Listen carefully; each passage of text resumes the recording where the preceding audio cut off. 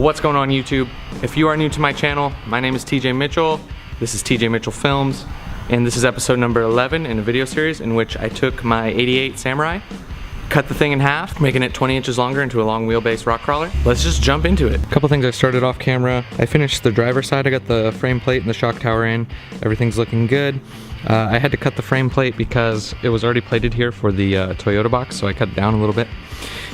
So front end's good to go. And I got started on the fuel neck filler. So I got some fuel hose to a stainless elbow with an extension that goes up to a straight piece, which then comes out the bed here to another stainless elbow, then over to the factory filler neck. I still have to drill the hole for the vent tube here.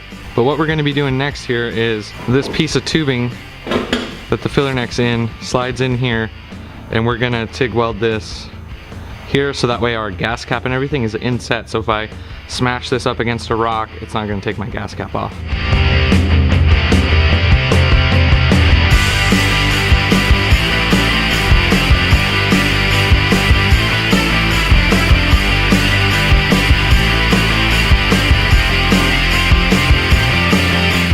I'm just going to throw a quick coat on the roll cage.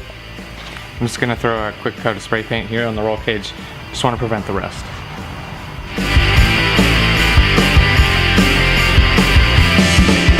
But it sure as heck does make it look a lot better, I'll tell you that. So next up I have this gap to fill. So I'm going to go cut some sheet for this inner fender right here.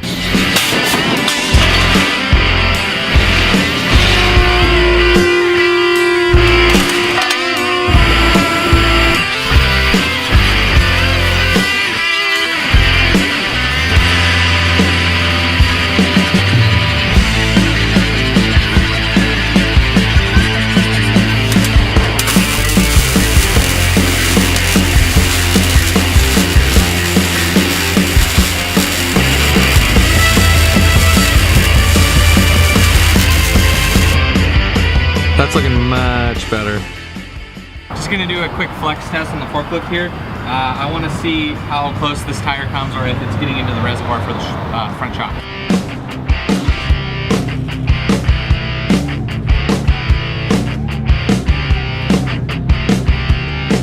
So I realize that this isn't a real world test of how the suspension's actually gonna travel, it's just a forklift, but I got like this much room before it hits the reservoir.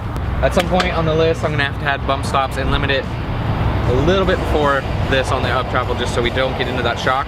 Because I don't want to change shocks, I like these shocks a lot. Stay tuned in the next video. We're gonna be bedlining this thing, as well as touching on some Bondo. I haven't ever messed with Bondo before, but I had a couple spots where it really helped instead of laying a bunch of weld in there and grinding it all down flush. That's gonna do it for today's video, guys. If you're new to the channel and you made it this far in the video, go down there and hit that subscribe button. You must have enjoyed the video, and while you're there, hit the like button too, because why not? This thing's awesome. Thanks for watching, and as always, I'll see you guys in the next one.